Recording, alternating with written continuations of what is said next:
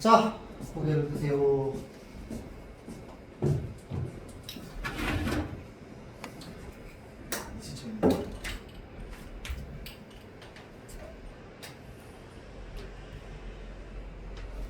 자, 요거 몇 가지만 좀 물어볼 건데 학교에서 요 뒤에 나오는 진달래꽃 했어요? 안 했어요?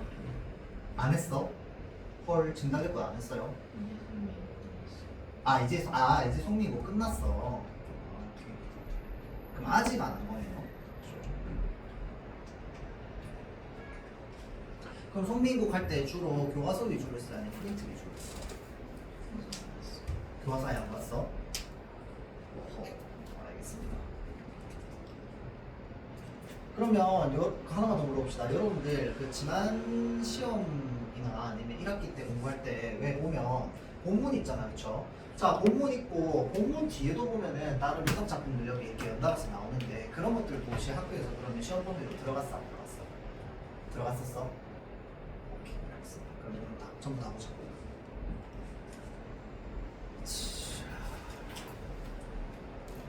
다시 봅시다. 자, 앞에. 자, 그래서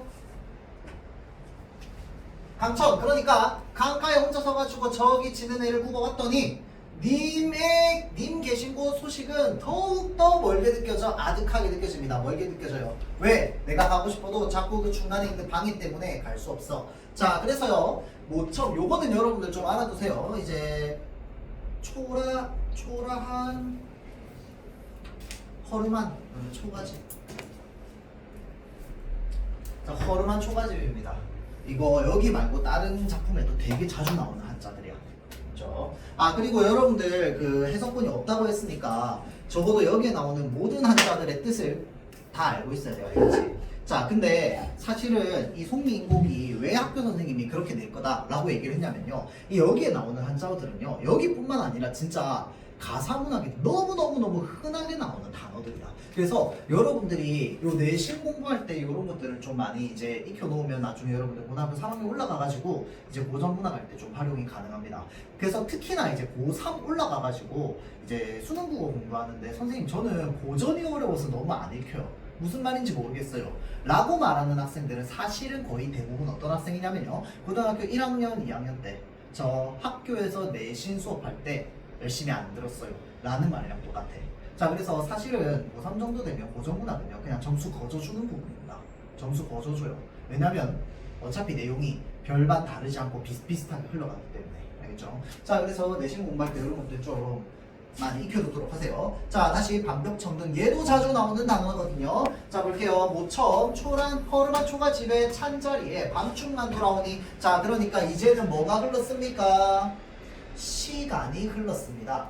아까 공간 이동했어요. 맞죠? 자, 그래서 높은 매에 올라가니 그 다음에 백기를 보려고 물가로 갔더니 그 다음 집으로 돌아와서 시간이 지났어요. 뭐가 되었어? 밤이 되었습니다.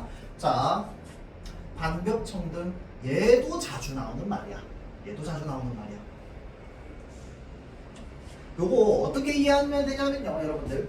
이 반벽청등이라고 할 때 반벽은요, 그냥 아무것도 없는 맨 벽을 말한다고 생각하면 돼요.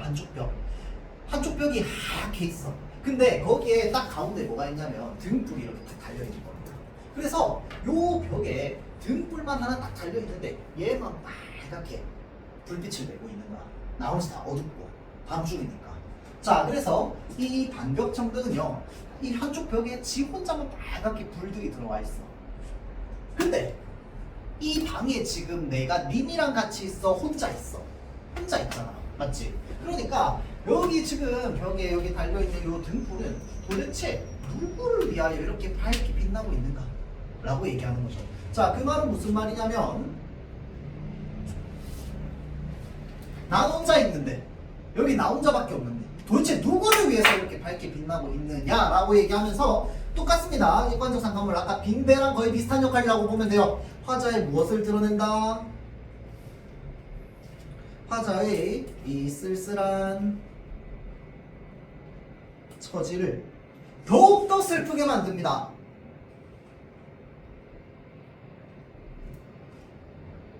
왜 굳이 그렇게 밝게 빛나가지고 벽에서. 자, 오르며 내리며 해 뜨며 가자니 방황하니.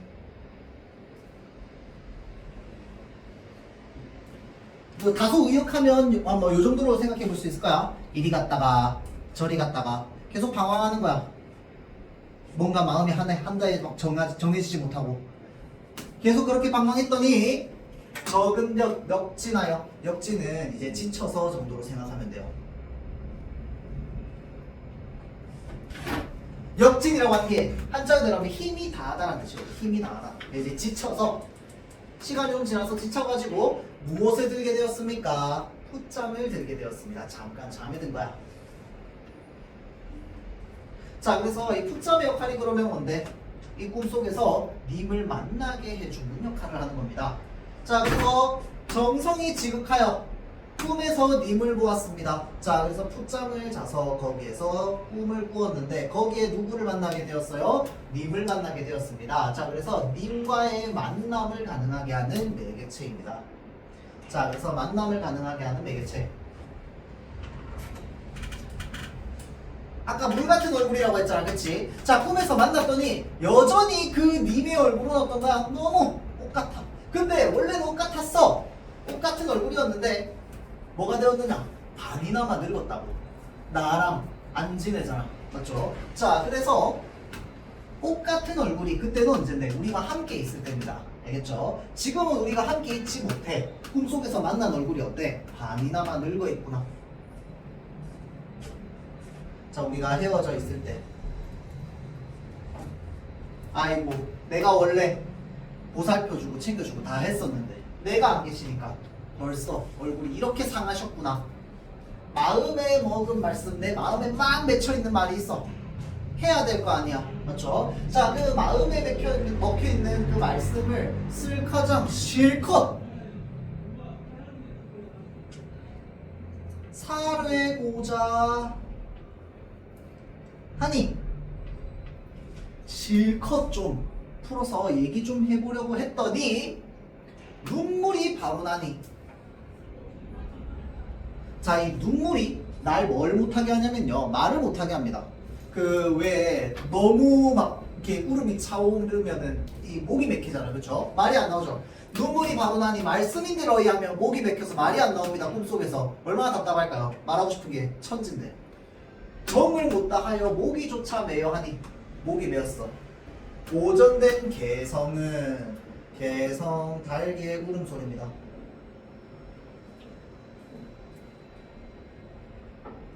자, 따지면 닭개자에다가 소리성자. 자, 그래서 보통 달기의 울음소리는 언제? 새벽에 꽃기호하고 들리잖아. 그게 내가 풋잠을 잠깐 들었단 말이야. 꿈속에서 님을 만났어. 말하려고 해. 갑자기 꽃기호 하면서 뭐 하는 거야? 꿈에서 깨버리는 겁니다. 맞죠? 자, 그래서 이 개성은 어떤 역할을 하는데 님과 나를 다시 단절되게 만듭니다. 또 꿈을, 근데 이 꿈이라고 하는 게 벌써 아까 님과 나를 님과 나를 연결해주는 매개체 역할을 하는 게 꿈이었잖아, 그치? 자, 그래서 님과 나를 연결해주는 매개체 역할을 하는 이 꿈을 뭐 하게 하는, 깨게 하는 방해 정도로 생각할 수 있겠죠. 자, 그래서 이 오전된 개성은 잠을 어찌 깨웠던 거, 얘가 내 잠을 깨워버린 거야.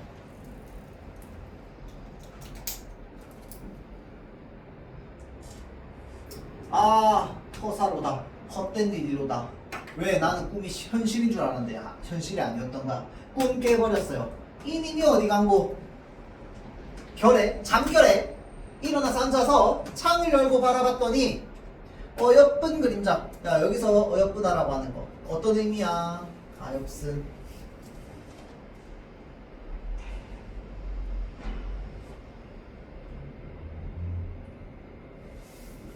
자, 이 가여운 그림자가 날 쫓을 뿐이로구나.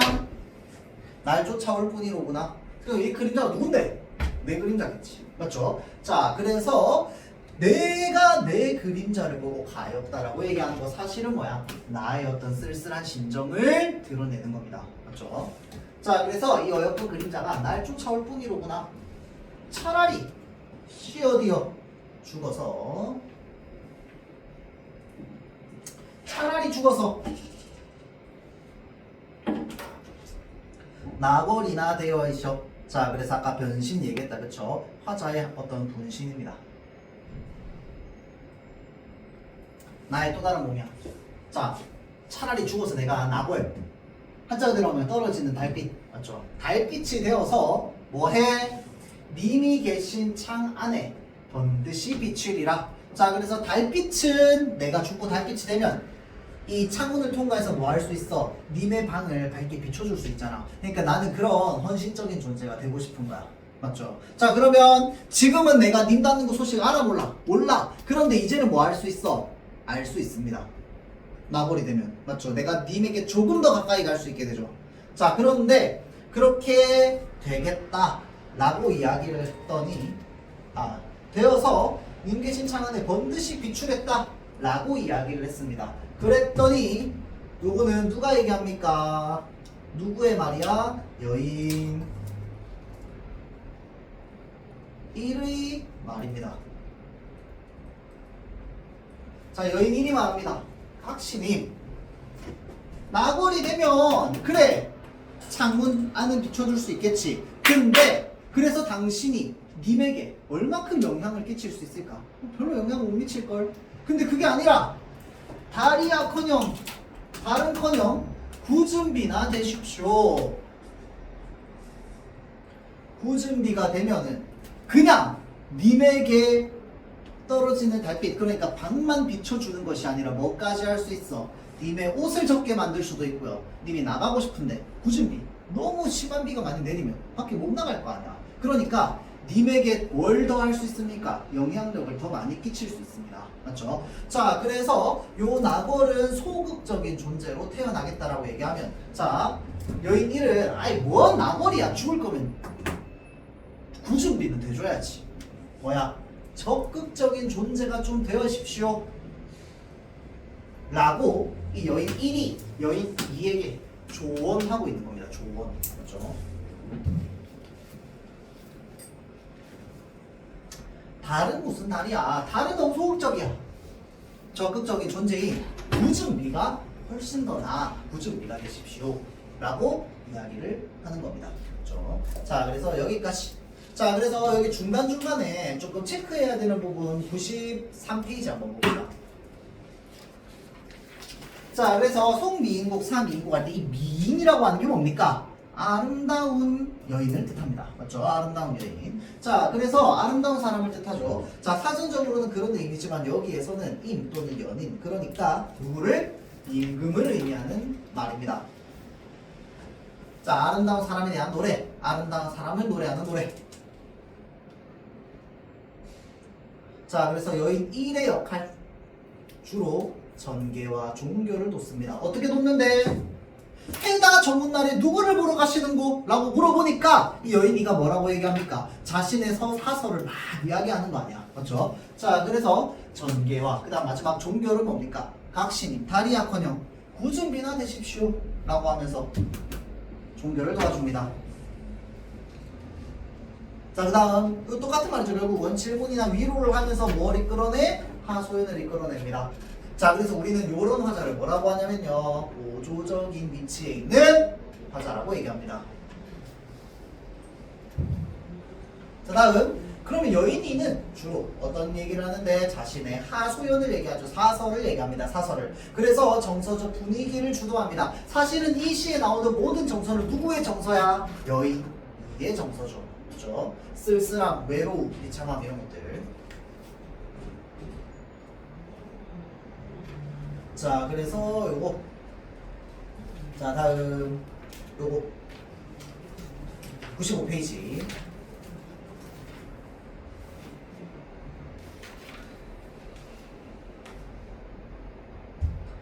자, 그래서 여기에 지금 보면 시어의 의미 나와 있는 거 있습니다. 맞죠? 자, 그래서 다시 보면 구름, 안개, 바람, 물결, 그 다음에 마지막 개성, 그 달개 울음소리까지 그거 좀 별표해 줍시다. 뭐 하는 거야? 내가 님을 만나러 가거나 또는 님 계신 곳을 바라보러 하거나 또는 꿈에서 만나가지고 뭔 얘기를 하려고 할 때 다 뭐 하는 거야 지금? 날 가로막는 장애물입니다. 그렇죠? 역할은 조금씩 달라. 오전된 개성은 뭐야? 지금 꿈속에서 내가 님에게 말하려고 하는데 그것을 종결 끝내버린 역할을 하죠. 자, 그래서 장애물입니다.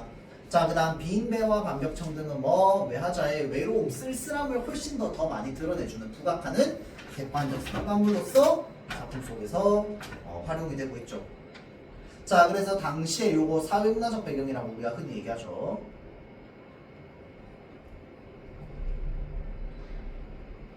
왜 우리 조선 후기에 분단 정치 심해진다고 얘기하잖아, 맞죠? 자, 그게 시작이 어느 때냐면 요 때부터 시작이라고 보면 됩니다. 요 때부터. 이제 동인 서인 나뉘고요. 그 다음에 여기에서 이제 이기 쪽이 뭐로 또 나뉘어요? 남인 북인으로 나뉘죠. 그러고 나서 거기서 또 뭐로 나뉩니까? 노론 소론 이렇게 나뉘는 거 아니야, 맞죠? 자, 그래서 그때 당시 이제 당쟁, 그러니까 정당의 싸움이 점점 심해지던 시기에 그때 당시에 우리 쪽의 말을 들어달라 또는 저쪽의 말을 들어달라 라고 얘기하는 요 간신들의 싸움이 너무 심했단 말이야. 그래서 당시에 그 당쟁이 굉장히 극심했던 시기에 이제 조정에서 물러난 신하가 임금을 그리워하면서 얘기하는 작품이죠. 자, 그래서 그럴 때 뭐 충신 연주지사 아까 쌤이 얘기했죠. 충성스러운 신하가 자신의 주인 그러니까 임금, 왕을 연모하면서 부르는 노래. 자, 그래서 그걸 뭘로 바꿔서 여인으로 바꾸어서. 자, 다음 진달래꽃 한번 보겠습니다. 사실 유명하죠. 자, 그래서 김소월의 작품이고요. 사실은 요즘은 이런 이야기 좀 안 하긴 하거든요. 왜냐면 좀 시대착오적인 표현이라서 잘 안 하긴 하는데 송미인곡 같은 경우에는 이 화자가 여성 화자라는 게 탁 드러납니다. 어디에서 드러나요? 각신임 이라고 콕 집어서 얘기하잖아, 맞지?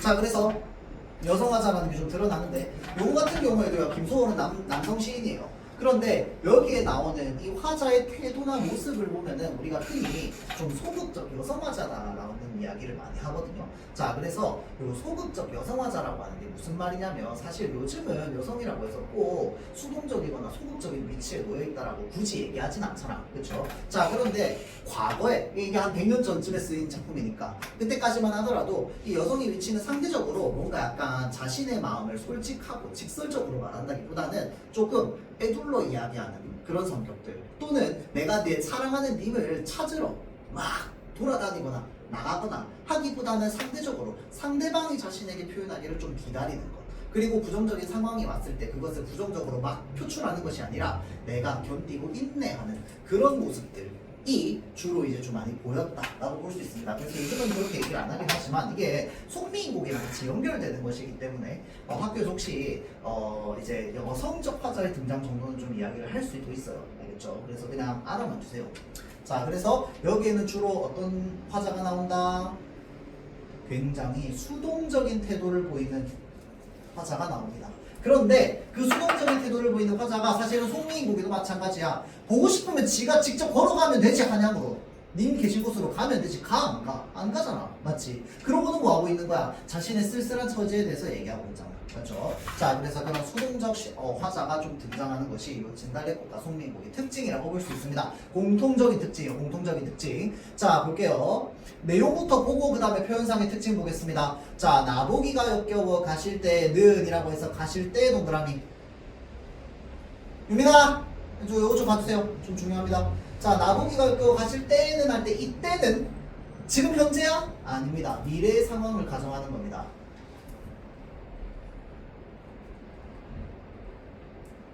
그럼 어떤 상황인데? 우리가 이별하는 상황이에요. 우리가 이별하는 미래 상황을 가정해서 당신이 나보기가 역겨워서 떠나가신다는 때는 내가 말없이 고이 보내드리우리다 라고 해서 곱게 보내드리겠다는 겁니다. 당신이 내가 싫어서 날 떠나간다고 하면 그래, 알겠습니다. 당신 가십시오라고 내가 곱게 보내드리겠다는 겁니다. 자, 그런 건 우리가 뭐라고 얘기하냐면요. 우리 흔히 체념적 태도다라고도 얘기를 많이 하고요. 그 다음에 이제 어떤 이별의 상황을 수용한다라고도 이야기합니다. 그러니까 어떤 상황이 찾아왔을 때 내가 그거에 대해서 막 반대하거나 또는 그것을 깨려고 하는 게 아니라 찾아오면 그냥 그걸 그대로 받아들이는 이런 태도들이 이제 수동적인 태도죠. 맞죠? 자, 수동적 태도, 수용적 태도, 체념적 태도 다 똑같은 말입니다. 운명론적 관점까지 다 똑같은 말이야. 알겠죠? 자, 다음 연변의 약사는요 실제 지명입니다. 실제 지명. 자, 진달래꽃 요거는 화자의 분신 정도로 생각해 볼 수 있어요. 아까도 화자의 분신 나왔는데 뭐 나왔습니까? 구준비, 낙월 나왔습니다. 기억나요? 자, 그래서 구준비, 낙월과 비슷한 역할을 하는데 조금 다르긴 해. 자, 볼게요. 알은 따다 가실 길에 뿌리오리다 라고 얘기합니다. 자, 가시는 길에 뿌리겠다. 자, 내가 당신이 가는 길을 뭐 해주겠다? 축복해주겠다. 헐, 당신이, 내가 사랑하는 사람이, 만나고 있는 사람 연인이잖아, 맞죠? 내 얼굴 보기가 역겹대요. 그러면서 떠나갈 때 내가 뭐 하겠다는 거야? 곱게 보내드리면서 뭐까지 해주겠대요? 당신 가는 길에 꽃길까지 만들어주겠답니다. 맞죠? 자, 그래서 내가 직접 땅꽃으로 꽃을 뿌리고 그 길을 만들어주겠다는 거죠. 자, 그래서 우리가 흔히 이 부분을 이제 약간 불교적인 이미지를 좀 담아서 얘기하자면 상화공덕이라고 하는 것이 있습니다. 이게 뭐냐면 공덕, 그러니까 당신의 어떤 덕을 기리는 꽃을 뿌려서 당신에게 축복을 주는 겁니다. 알죠? 당신이 가는 길에 꽃을 뿌려서. 자, 그래서 당신이 가는 길을 축복해 줄 건데 가시는 걸음걸음 놓인 그 꽃은 진달래꽃인데 화자의 분신이잖아. 그런데 여기 뭐라고 되어 있어요? 사뿐히 들여 밟고 가시옵소서. 자, 들여 밟는 건 어떻게 밟는 건데? 그냥 숑숑 밟고 지나가는 거야? 아니지. 꾹꾹 눌러 밟는 게 들여 밟는 거야. 맞죠? 으깨질 정도로. 맞죠? 자, 그렇게 밟고 지나가시라는 거야. 내가 뿌려놓은 꽃을. 맞죠? 자, 그래서 우리가 보통 이러한 태도를 뭐라고 하냐면요. 희생적, 헌신적 태도라고 합니다. 적으세요. 희생적인 태도, 헌신적인 태도. 이게 자기 희생이 드러나는 거야. 무엇을 위해서? 사랑을 위해서 또는 당신을 위해서. 자, 그래서 요걸 우리가 또 다른 말로 자기 희생을 통한 뭐라고? 숭고한 사랑으로 볼 수 있습니다. 자, 근데 사실 진달래꽃 어느 정도 여러분들 읽어본 사람들이 있을 겁니다. 자, 볼게요. 나보기가 역겨워 가실 때에는 말없이 고이 보내드리겠대요. 내가 역겨우면 보내드리겠대. 그런데 이 보내드리겠다라고 하는 마음이 진짜야? 아니야. 그거 왜 아닌데? 우리가 중학생 때 이거 우리 중학교 2학년 때 배웁니다. 중학교 2학년 때 반어와 역설에 대해서 배워요. 반어법이 있고 역설법이 있어. 이거 그냥 나보기가 역겨워 가실 때는 말없이 고이 보내드리오리다. 말없이 고이 보내드리오리다. 밑줄 그어놓고 반어법이라고 해. 이거 왜 반어법인데? 왜 반어법인 건 어떻게 하는데? 반어가 아니면 맞죠? 자, 그래서 원래 반어법이라고 하는 건 뭐가 필요하냐면요, 맥락이 필요합니다. 이 사람이 이게 왜 반대되는 마음을 표현하고 있는 것인지에 대한 맥락이 필요해요. 자, 그래서 그 맥락이 지금 어디에 나와 있냐면 여기에 나와 있는 겁니다. 사실은 이게 두 가지 의미가 있어요. 자, 그래서 잘 보세요. 미안합니다. 여기에 있어요. 여기 사뿐히 줄여갈 거예요. 자, 잘 보세요. 이거는 학교에서 이 표현을 가지고 역설법이라고 얘기하시는 선생님도 있고요, 안 하시는 선생님도 있습니다. 그래서 나중에 여러분들이 요 다음 시간에 이거 수업하게 되겠죠. 그러면 다음 주에, 이번 주나. 자, 그래서 요 수업할 때 여러분들 학교 선생님이 요 문장에 대해서 역설법이라고 얘기하는지 안 하는지에 대해서 좀 알아봐야 돼요. 알겠지? 역설이면 왜 역설인지에 대해서 반드시 설명하실 겁니다. 왜냐하면 그냥 역설이라고 하면 이해가 안 돼. 자, 잘 보세요. 사뿐히 들여 밟고 가시옵소서 라고 되어 있어요. 자, 그럼 여기서 뭐가 역설일까요? 이 부분 내용 쳐주세요. 들여 밟는 건, 선아, 들여 밟는 건 어떻게 밟는 거야? 완전히 으깨질도록 꾹꾹 밟는 거야. 근데 그걸 사뿐하게 밟을 수 있어 없어? 없어. 무슨 말인지 알겠죠? 자, 그래서 사뿐히 들여밟 거라고 하는 것 자체는 행위적으로 봤을 때 반드시 모순적입니다. 그래서 여기에서 이 역설법이 발생하는 건데 얘기를 할 수도 있고 안 할 수도 있어요. 선생님께서 좀 깊게 들어가야 돼. 자, 그래서 생각을 해보자면 사뿐히 들여밟는 거 불가능한데 화자는 왜 이렇게 얘기할까요? 사뿐히 들여밟는 게 어떤 감정입니까? 자, 잘 보세요. 당신이 나를 떠나가는 데 있어서 마음이 좀 가벼우려면 사뿐하게 가는 게 좋을까요? 아니면은 좀 무겁게 가는 게 좋을까요? 당연히 사뿐하게 가는 게 좋겠지. 그러니까 이 사뿐히 자체는 당신을 위한 마음이야. 사뿐히 자체는 당신을 위한 마음이야.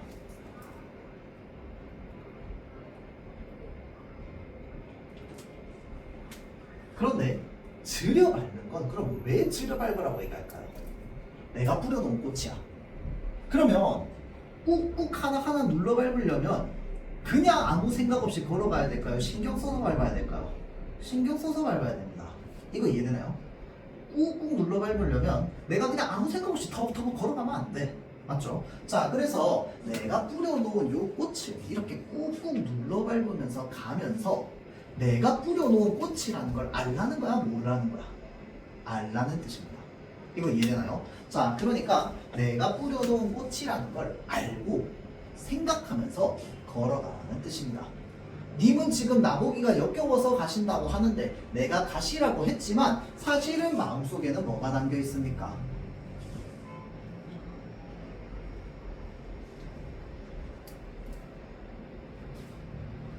이별에 대한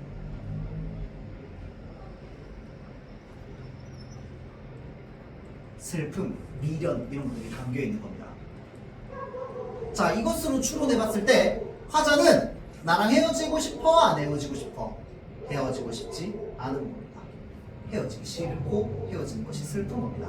곱게 보내드린다고 했지만 사실은 곱게 보내드릴 마음은 아닌 거예요. 무슨 말인지 알죠? 곱게 못 보내드려.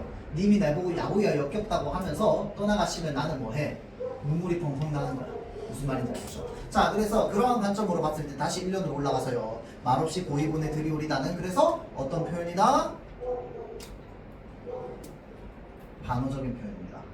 그러니까 맥락이 필요해요. 맥락이. 알겠죠? 자, 1년에 말없이 고이 보내드리오리다가 왜 반어적인가에 대해서 생각하려면 이 화자의 정서를 좀 심층적으로 우리가 좀 바라봐야 될 필요가 있어요. 자, 다음 마지막 나보기가 역겨워 가실 때에는 반복이죠. 죽어도 아니 눈물 흘리우리다 라고 해서 지금 뭘 안 하겠다? 눈물을 흘리지 않겠다. 이것도 두 가지로 의미로 해석을 해볼 수 있어요. 자, 첫 번째는 뭐냐면요.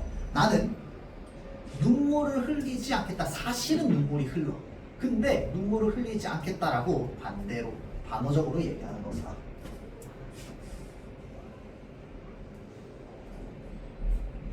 그래서 눈물 안 흘리겠다 라고 얘기하지만 사실은 그 속에는 뭐가 있어? 나를 떠나지 말아달라. 나 당신이랑 이별하는 게 너무 슬프다. 눈물 난다라고 하는 말이 담겨 있습니다. 자, 반어로 보자면 자, 그 다음에 또 하나는 뭐냐면요. 어떤 의미가 있냐면 나는 슬픔이 있어. 슬픔이 있는데 그것을 아니 눈물 흘리겠다라는 건 슬픔을 겉으로 드러낸다는 거야? 안 드러낸다는 거야? 안 드러낸다는 걸 말하는 거죠. 맞죠? 자, 그래서 요것도 이제 약간 수동적, 좀 우리가 흔히 얘기하는 이제 과거에 흔히 얘기했던 이제 수동적 여성화자라고 할 때 어떤 태도가 있냐면요. 전통적으로 A불비라고 하는 태도가 있습니다. A불비. 뭐냐면 자신이 가지고 있는 슬픔을 겉으로 드러내지 않는 것입니다. 야, 굉장히 슬퍼요. 눈물이 펑펑 날 것 같아. 근데 그럼에도 불구하고 뭐 하는 거야? 입 앙당도 응 하면서 참는 거야. 맞죠? 인내하는 거야. 수용하고 받아들이면서 인내하고 견디는 거. 그런 것들이 대체로 이제 수동적 화자에서 많이 드러나는 행위라고 볼 수 있습니다. 알겠죠? 자, 그래서 우리가 그렇게 좀 생각해 볼 수 있고요. 자, 다시 위로 올라가서 표현상의 특징 여기다가 좀 적어줍시다.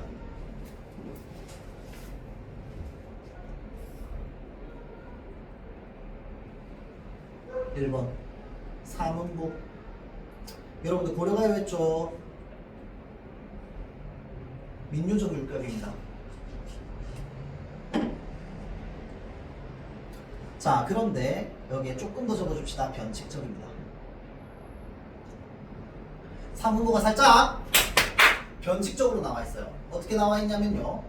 원래 음보라고 하는 건 예를 들어서 뭐 이런 들었다 하면 저런 들었다 하니 음보가 어떻게 형성돼 있어? 한 줄에 형성돼 있어야 돼요. 가실이 있고 나는 버리고 가실이 있고 나는 한 줄에 음보가 형성돼야 돼요. 근데 요거는 지금 사문보가 어떻게 형성되어 있냐면요. 자, 볼게요.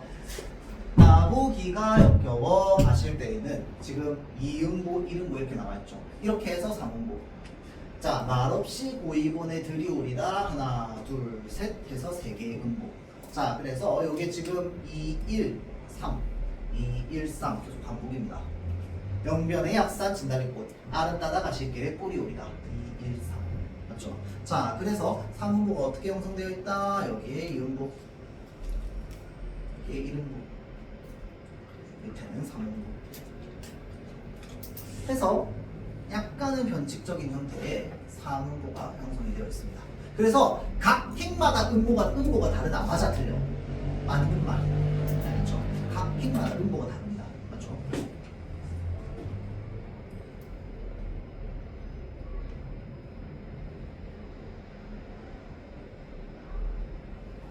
자, 그리고 7, 5조의 율격이라고 하는데 이거는 그냥 표시만 좀 해줍시다. 자, 위로 살짝 표시해서 얘를 우리는 뭐라고 하냐면요. 음수율이라고 하거든. 근데 사실 요즘은 우리가 문학이나 이런 것들 분석할 때 음수율에 대한 이야기를 좀 잘 안 하긴 합니다. 알겠죠? 자, 근데 알아만 두면 좋은 게 음수율은 무엇을 통해서 운율을 만들어내는 거냐면 글자 수를 바탕으로 운율을 만들어내는 걸 뜻합니다. 음보는 뭐냐면요. 읽으면서 자연스럽게 생기는 어떤 읽혀지는 리듬으로서 만드는 거라면 음수율은요. 글자 수를 통해서 만들어내는 겁니다. 그렇죠? 자, 치우주라고 하는 게 뭐냐면 나보기가 역겨워 7글자 하실 때에는 5글자 이렇게 되죠. 자, 이런 식으로 이제 운율을 형성하는 걸 우리는 음수율이라고 합니다. 자, 다음 두 번째 동일한 종결음이 반복입니다. 종결어미는 뭐야? 문장의 마지막을 끝맺음을 하는 어미죠. 맞죠? 들이 우리다. 꿀이 우리다. 뭐뭐 우리다.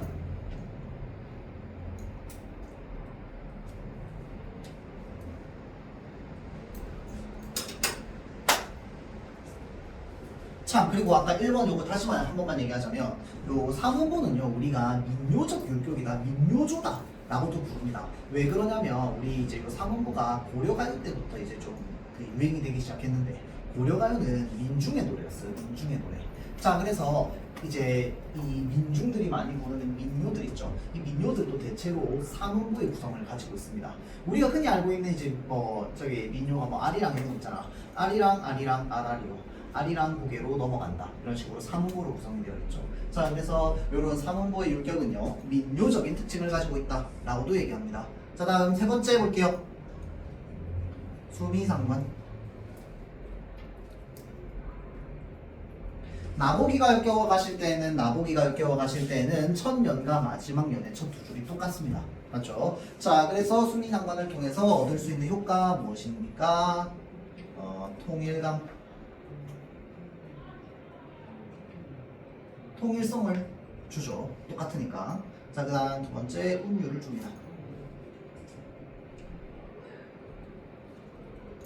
자, 그 다음에 하고자 하는 말을 강조합니다. 그럼 여기서 강조하는 건 무엇을 강조하는 걸까요? 나보기 역겨워 가실 때의 는이 강조되는 게 아니라 그 다음 문장이 강조되는 겁니다. 뭐? 말없이 고이 보내드리우리다. 그게 왜 강조되는데? 내가 말없이 곱게 보내드리겠다고 했지만 그게 진짜 곱게 보내는 거야? 아니라는 거야. 무슨 말인지 알겠죠? 말없이 진짜로 곱게 보내드리는 게 아니고 그것이 내가 가지고 있는 마음이랑 반대로 표현했기 때문에 알겠죠? 정서를 훨씬 더 심화해서 강조해서 표현하는 거죠. 죽어도 아니 눈물 흘리우리다도 마찬가지입니다. 알겠죠? 자, 그 다음 여기에 지금 보면은 단어법 도치법 나와 있는데 자, 죽어도 아니 눈물 흘리우리다 라고 했을 때 사실은 아니 눈물이 아니고 우리가 일반적으로 말할 때는 어떻게 얘기해야 돼? 죽어도 눈물을 아니 흘리겠다라고 해야 하지 보통은. 맞죠? 자, 도치라고 하는 건 문장의 어법의 순서를 바꾸어서 말하고자 하는 말을 더 강조하는 겁니다. 그럼 뭘 강조하는데? 눈물 흘리는 걸 안 하겠다라는 걸 강조하는 거죠. 자, 그래서 우리가 흔히 이 이별하는 그 한스러운 마음을 뭐라고 하냐면요, 이별의 정한이라고 얘기를 하거든요. 자, 그래서 이 이별의 정한이 이별의 정한을 극복하고자 하는 의지나 이런 것들이 좀 드러납니다. 왜? 내가 아주 눈물이 펑펑 날 만큼 슬프지만 어떻게 해? 겉으로 드러내지 않겠다. 님이 가시는 길을 곱게 내가 보내드리고 나서는 뭐 하는 거야? 그 슬픔을 나 혼자 인내하겠다라고 얘기하는 표현이죠. 그렇죠? 자, 그래서 이제 그 정한의 극복 의지를 강조하고 있다라고 볼 수 있겠죠. 자, 그래서 요거는요, 여기에 나와 있는 요거 있죠. 요게 그 대표적인 그 뭐라 그래야 될까? 이 진달래꽃의 시상 전개 과정이라고 보면 됩니다. 자, 그래서 첫 번째 일단 가정합니다. 뭘 가정해? 이별의 상황을 가정하죠. 자, 그리고 체념 받아들입니다. 그 다음 님에 대한 사랑과 축복. 자, 님에 대한 사랑을 바탕으로 님이 가시는 길을 축복해주고요. 원망을 띄워. 그러니까 내가 님이 날 그렇게 떠나가는 것 자체가 굉장히 원망스러워, 부정적이야. 근데 그럼에도 불구하고 나는 뭐 해주는 거야? 꽃을 뿌리고 그거를 뭐 하고 가래요? 밟고 가라고 얘기하잖아, 맞죠? 자, 그래서 자기 희생적인 사랑 얘기하고요. 그 다음 마지막은 뭐야? 그거를 통해서 자신이 가지고 있는 슬픔이나 이런 것들을 극복하고 승화하는 내용으로 구성이 되어 있습니다. 시상 전개 과정이죠. 자, 그래서 여기 뒷페이지 봅시다. 97페이지. 자, 97페이지. 자, 그래서 이 시에서 진달래꽃은 어떤 의미를 가지고 있는데 화자의 본심이자 동시에 화자가 가지고 있는 희생적 사랑을 나타내기도 합니다. 그래서 님에 대한 사랑과 정성 다 맞는 말이죠.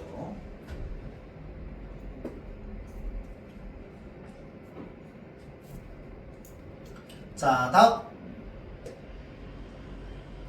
죽어도 아닌 눈물 흘리우리다 라고 했을 때 표면적인 의미는 어떤 것이 있어? 슬프지만 겉으로는 슬픔을 나타내지 않는 뭐가 있다? A 불비의 정서가 드러납니다. 전통적 여성상 같은 것들. 전통적 여성상 또는 봉건적 여성상과 마찬가지입니다. 봉건적이라고 하는 게 뭐냐면 약간 중세의 이 말이죠. 중세의. 우리나라로 따지면 중세가 언제야? 조선 초기죠. 고려 때부터 조선 초기. 자, 다음 이면적. 그 속에 담겨있는 의미는 그러면 뭐가 있는데? 님이 떠나지 않기를 바라는 소망을 담고 있습니다.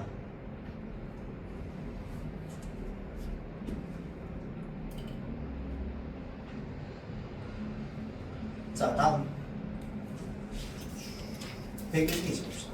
요거까지 하면 아마 딱 끝날 것 같아요. 요거 여러분들 비상교과 쓰는데 비상교과서가 종류가 두 개라서 여러분들 말고 다른 비상교과서에는 요게 본문으로 들어가 있는 작품이거든. 사실은 조금 어려운 작품이긴 해. 이것도 깊게 들어가면. 이것도 사회문화적 배경을 바탕으로 좀 이제 다양하게 해석할 수 있는 작품 중에 하나입니다. 일단은 보겠습니다. 한 그리움이 다른 그리움에게라고 되어 있어요. 자, 여기에서 우리 표현상의 특징부터 한번 표시해 볼 건데, 자, 이 그리움이라고 하는 추상적 정서입니다. 정서를 마치 뭐처럼 표현했어요? 사람처럼 표현했습니다. 사람처럼 표현했는데 이걸 뭐라고 할 거냐면 구체화라고 할 거야. 추상적 대상을 구체화해서 얘기했습니다. 근데 뭔가 따로 이름을 붙여준 건 아니고요. 그냥 그리움이란 말 그대로 가져왔어요. 추상적 정서를. 마치 사람이 누가 누구에게 얘기하듯이 편지 쓰듯이. 자, 그래서 이것도 지금 똑같은 거 나옵니다. 뭐가 나옵니까? 어느 날이라고 해서 미래 상황을 있다면이라고 되어 있어요. 여기 표시 쭉 해가지고 미래 상황 과정.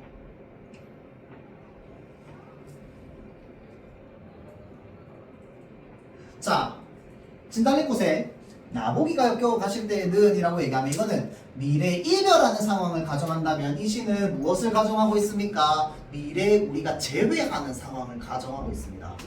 맞죠? 자, 어느 날 당신과 내가 날과 씨로 만나서 라고 하는데 날과 씨가 뭘 말하냐면 날씨와 씨씨를 말합니다. 날씨와 씨씨. 얘네 엮어가지고 뭐 하는 거야? 옷 만드는 거 아니야. 얘를 막 이렇게 뽑으면 이제 천이 되잖아. 맞지? 자, 그래서 마치 우리가 날실 하나, 씨실 하나가 만나서 하나의 비단 천이 만들어지는 것처럼 어느 날 당신과 내가 날실과 씨실로 만나서 하나의 꿈을 엮을 수가 있다면 이건 이 꿈이 뭔데? 우리의 사랑을 만들어낸다 이 말입니다. 어느 날 당신과 내가 다시 재회해서 다시 하나의 사랑, 하나의 결실, 하나의 꿈을 만들어낼 수 있다면 긍정적인 미래를 만들어낼 수 있다면 이라고 해서 미래 상황인데 이거는 부정적 상황을 가정하는 거야? 아닙니다. 행복해지는 상황을 가정하는 겁니다. 알겠죠? 우리들의 꿈이 맞나? 이 꿈을 여기서 또 뭐라고 얘기하느냐? 비단이라고 얘기합니다. 왜 비단이라고 얘기하는데 아까 우리가 뭐처럼 만나면 날씨와 시실처럼 만나면이라고 얘기했으니까. 자, 그래서 우리들의 꿈이 맞나? 한국에 비단이 된다면 그래서 나는 뭐 하겠다? 기다리겠다. 이거 뭐냐 재회에 대한 어떤 의지죠. 의지. 기다림에 대한 의지. 나 멈추지 않을까? 끝까지 기다릴 수 있어. 왜? 기다려서 당신과 내가 날씨가 시실처럼 만나기만 한다면 우리는 무엇을 만들어낼 거야? 하나의 비단, 그러니까 꿈, 그러니까 하나의 완성된 결실 같은 사랑을 만들어낼 거야 라고 얘기하는 거죠. 자, 그래서 추운 길목에서 그러니까 이게 뭐냐면 이제 비유적인 표현인데 실연의 상황을 뭔가 가정하는 겁니다. 이 추운 현실에 오랜 침묵과 외로움 끝에 이것도 다 부정적인 상황이야. 이 추운 길목에서 침묵과 외로움 끝에 한 슬픔이 다른 슬픔에게 아까 그리움이 그리움에게라고 했잖아. 맞죠? 여기 뭐라고 되어 있어? 슬픔이 다른 슬픔에게라고 되어 있습니다. 왜 그런데? 우리가 헤어져 있는 상황이잖아. 맞죠? 자, 그래서 한 슬픔 우리 둘이 너 한 슬픔 나 한 슬픔 그래서 한 슬픔이 다른 슬픔에게 손을 주고 우리가 흔히 위로 위안을 주고 손을 준다는 거 손을 맞잡는다는 거겠죠. 자, 그래서 그걸 통해서 뭐? 연대. 함께 이어지는 연대로 나아가는 모습에 대해서 얘기합니다. 또 얘기합니다. 한 그리움이 다른 그리움의 그윽한 눈을 볼 때. 자, 그래서 여기에 나와 있는 이 그윽한 눈도 뭐로 이어지면 돼? 이걸로 그대로 이어지면 돼. 자, 한 슬픔이 다른 슬픔에게 손을 주는 거, 한 그림이 다른 그림에게 그윽한 눈을 들여다보는 거, 사실은 거의 의미상 일맥상통한다고 보면 됩니다. 알겠죠? 자, 그래서 그렇게 들여다볼 때 어느 겨울인들 아까 뭐라고 했어? 추운 길목이라고 했잖아. 추운 길목. 내가 당신을 기다리는 건 아주 힘든 거야. 추운 길목에서 또는 어느 겨울인들 어떠한 힘든 상황인들 이 말이겠죠. 어떠한 힘든 상황인들 우리들의 사랑을 죽게 하리라고 하면서 선입법